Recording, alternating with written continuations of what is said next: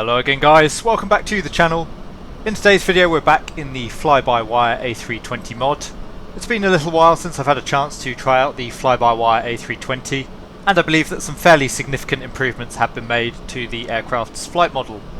As you'll know if you're a regular viewer of the channel, I find that the default A320 in Microsoft Flight Simulator is a real handful and very frustrating to fly, exhibiting some very strange handling characteristics. So I'm really keen to see what the Flybywire team has been able to achieve in terms of addressing the issues with the default aircraft. For the flight today we're just going to fly a very rough and ready circuit around the island of Hachijojima. As you can probably hear, it's blowing an absolute gale outside today, so it should make for a pretty interesting handling exercise. It should give us a good opportunity to really get a feel for how the aircraft now handles, and we'll see if we still get any strange behaviour from the 320. As always guys, I do hope that you enjoy the video. If you do, please consider giving it a like and subscribing to the channel. Now let's head to the cockpit of the Flybywire A320 and begin the video. So welcome back to the cockpit of the Flybywire A320 mod. We're on the ground here at Hachijojima, runway 26, all ready to go. There's a pretty strong crosswind out from the northwest currently, around 30 knots. What we're going to do, we're going to take off runway 26, we'll do a quick lap around the island, just passing around the volcano, and then we'll come back for the RNAV approach, runway 26. We'll fly the approach manually though, just to get a good feeling for the handling of the aircraft. As I said, we're all set to go here, so the park brake can come off. And take off. So coming up to 50% N1 initially.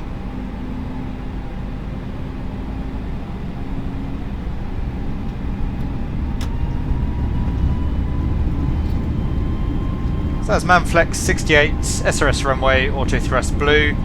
Thrust is set. It's 100 knots. V1 rotates. You can see the crosswind trying to pick up the right wing there. And positive climb, gear up.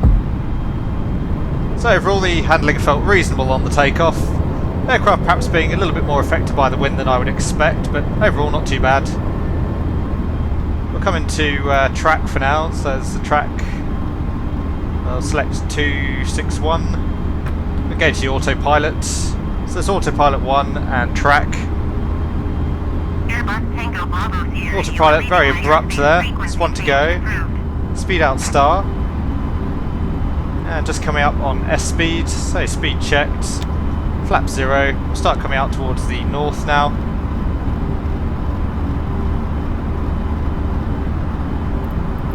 Get rid of air traffic control for now. Airbus Golf, India Tango Bravo Sierra frequency change.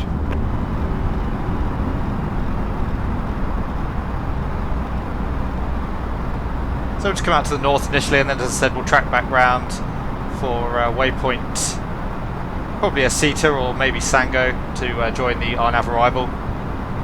Just about to level off now. We'll maintain 250 knots on our effective base leg. Start filling in the information for the arrival. So QNH is 3004. Temperature is 12 degrees. And the wind, according to the METAR, is currently 317 at 14 knots, although I think it's actually considerably more in reality. The sim.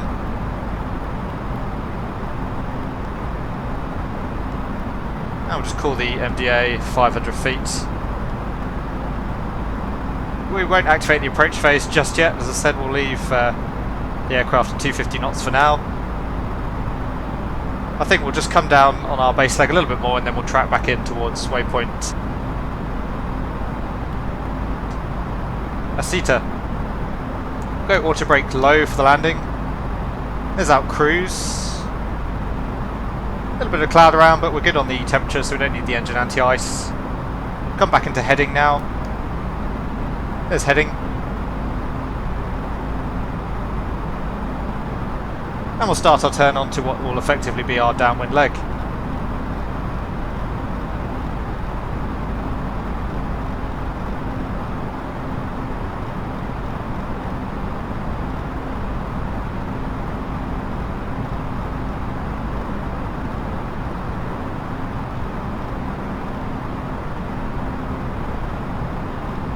070 should be about good enough.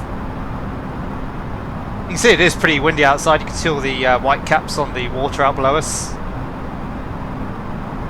I've definitely confirmed now that the wind socks in Microsoft Flight Simulator currently seem to work in a reversed condition. The wind showing almost a full tailwind on departure, but again that's not correct according to either the ASUS or the current real-world meta. We'll activate the approach phase now to get the speed coming back to green dots. So we've gone into out, speed coming back. As soon as we get below the flap speed limit, we'll take flaps 1.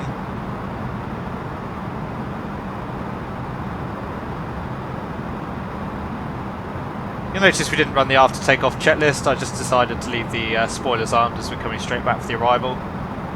So speed checked, flaps 1. Go direct to waypoint Asita now. The aircraft should automatically go into nav when we do that, but that doesn't seem to happen.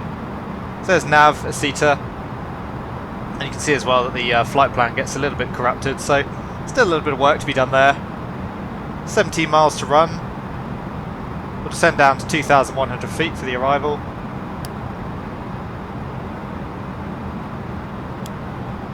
And we'll go VS minus 500.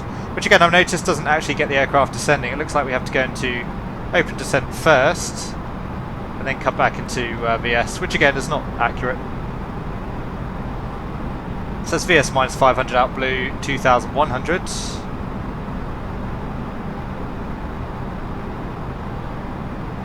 And we just need to be around 2,100 feet at waypoint Tango Hotel 651.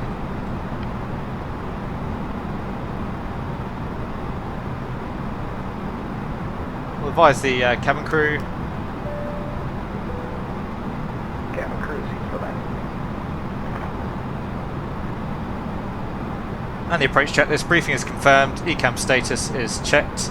Seatbelts are on. Barrow reference. We have QNH 3004 set. Minimum MDA 500 set. And the engine start selector is normal. So that's the approach checklist complete. Showing 48 miles to run now, so again quite a big issue there with the flight plan, and the flight plan now trying to take us off in completely the wrong direction as well. We'll stay on this heading for now. We'll just leave the autopilot in heading and then we'll come back. As I said, we'll fly most of the approach manually anyway. That's a little bit disappointing though. That's the first time I've had an issue with the flight plan in the Flybywire A320. Speed can come back to around 160 knots now. We'll pull up the tower and request landing.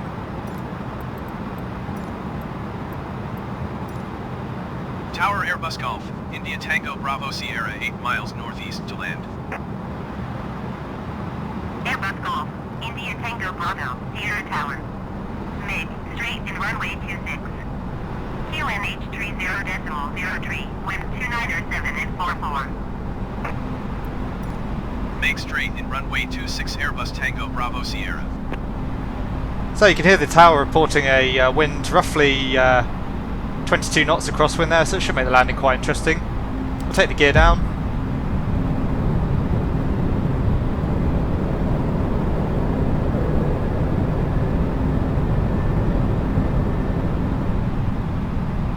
And we'll take the autopilot out now. We'll start flying manually. Again, just to get a feel for how the aircraft handles now. Take flaps 3, speeds checked, flaps 3. Come back to manage speeds. Airbus Tango Bravo Sierra, clear to land runway 26. Wind 297 at 44. Clear to land runway 26 Airbus Tango Bravo Sierra. So flight directors can come off, select track FPA, and we'll set the runway heading.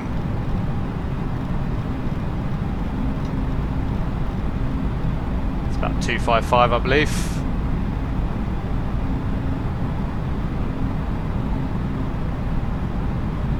And flaps full, speed is checked, flaps full. So looking good so far on the profile. You can See the wind showing about 30 knots out from the northwest. Just drifting slightly to the left of the runway centerline here, as you'd probably expect. A little bit high as well, so we'll correct that.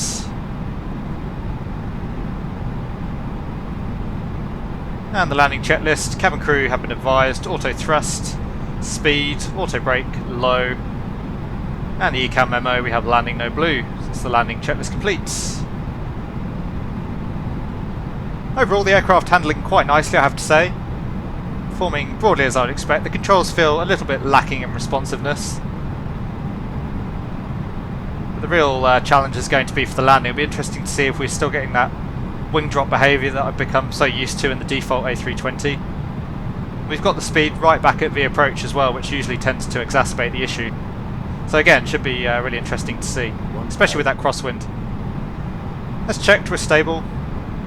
Just showing 3 whites on the PAPI currently. And there we have our 2 reds, 2 whites.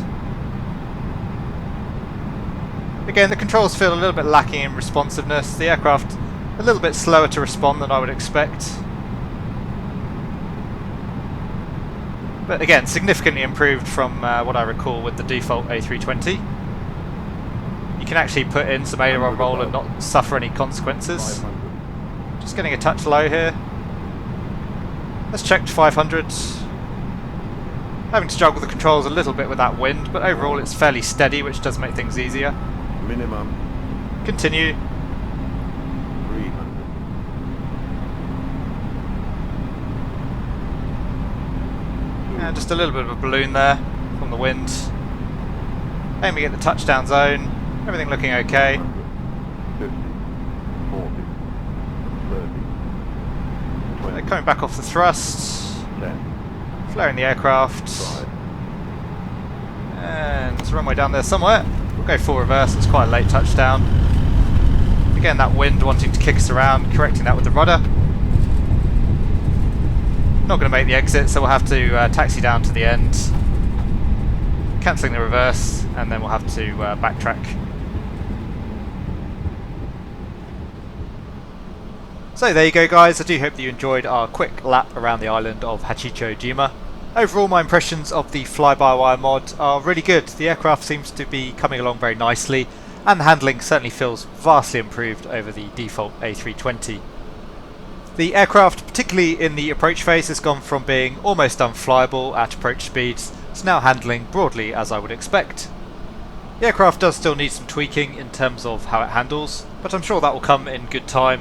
The most important thing for now is that the aircraft is actually in a flyable state. Obviously there were a few details that we pointed out on our lap around the island in terms of aircraft systems that still work incorrectly. I would just like to take the opportunity to state that that is not in any way being critical of the Flybywire team. They've done an absolutely amazing job with the mod so far, especially given the state that the default Airbus was in when they started with it. Once again, my sincere thanks to the Flybywire team. I really hope that they keep up all the great work they've been doing, and I'm looking forward to making a few more trips in the aircraft in the future. Once again guys, I do hope that you enjoyed this very quick video. If you did, please consider giving it a like and subscribing to the channel. If you have any comments or questions for me, please leave them down in the comments section below, and I'll do my best to answer them. But for now, thanks very much, and I'll see you all again soon.